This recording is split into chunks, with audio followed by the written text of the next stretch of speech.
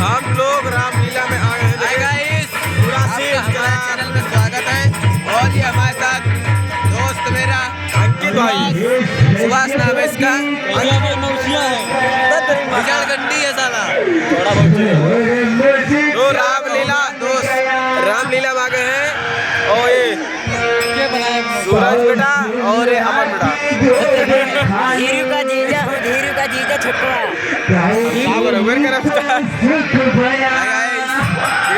ये मेरा दोस्त है, मेरा पार्टनर भी है, साथ में मेरा कुछ और मेरा बेटा भी है।